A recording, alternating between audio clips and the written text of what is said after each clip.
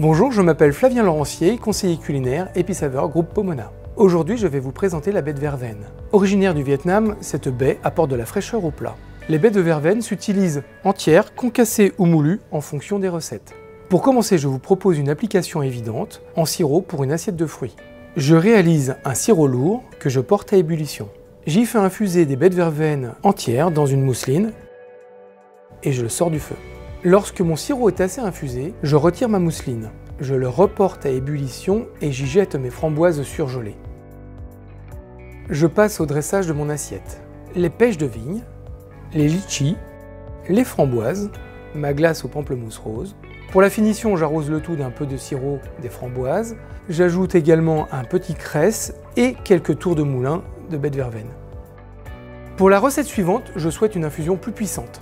Je concasse donc mes baies de verveine pour les mettre en mousseline. Je les jette ensuite dans un fumet de crustacés à ébullition. Dans la marmite, je marque en cuisson mes Saint-Jacques. Je fais revenir un oignon émincé, j'ajoute le pak choy, puis j'ajoute mes légumes blanchis, patates douces, chayotes, liserons d'eau et enfin du piment. Je mouille avec le fumet parfumé aux baies de verveine, je laisse mijoter avant d'ajouter la crème de coco. Lorsque l'ensemble est quasiment cuit, je rajoute les Saint-Jacques et je finis leur cuisson à feu doux. Je dresse dans ma cocotte. Je finis par un tour de moulin de baies de verveine et un petit peu de cresse. Je vous propose maintenant de travailler la baie de verveine en décoction, en commençant par une marinade. J'ai choisi de travailler un bœuf mariné, puis sauté aux oignons. Ma marinade, à base de sauce soja, de porto, de sucre, d'huile de sésame et de maïzena, est aromatisée à la baie de verveine. J'y laisse mariner mon bœuf pendant 30 minutes. Dans mon wok, je fais revenir mes oignons dans un peu d'huile d'arachide.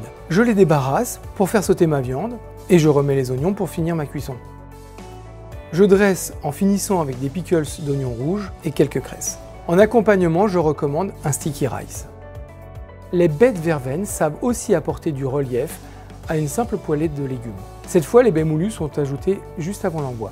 Je fais sauter à feu vif les artichauts poivrades, les endives pourpres, le fenouil, les oignons nouveaux, les radilons et les tranchettes de potiron. J'ajoute des grains de raisin frais et des noisettes hachées torréfiées. J'assaisonne de fleurs de sel, de poivre blanc et de baies de verveine moulues. Je dresse avec un dernier petit tour de moulin. Enfin, je vous propose un plat sucré-salé avec un suprême de volaille et des poires rôties au miel. Je prépare mon suprême de volaille, j'y mets des morceaux de poire, un peu de miel et j'assaisonne avec un peu de fleurs de sel et de baies de verveine moulues. Je roule mon suprême de volaille dans un papier film et je le fais cuire dans un premier temps à la vapeur. Je fais rôtir mes demi-poires dans du beurre, j'y ajoute du miel et j'assaisonne avec un peu de fleurs de sel et de baies de verveine moulues. Je finis la cuisson de ma volaille en la faisant dorer dans un peu de matière grasse. Je dresse, je termine avec un crumble salé associé à des abricots moelleux en mirepoix. Je rajoute un petit peu de jus de cuisson et je finis par un cresse.